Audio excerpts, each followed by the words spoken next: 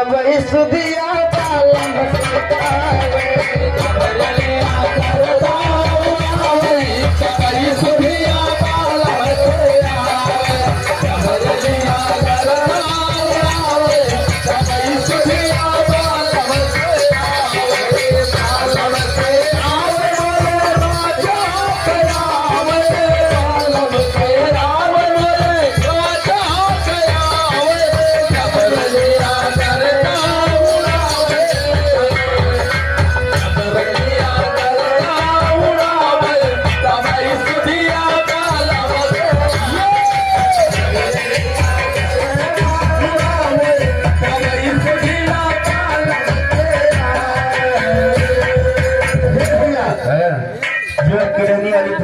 अच्छा अच्छा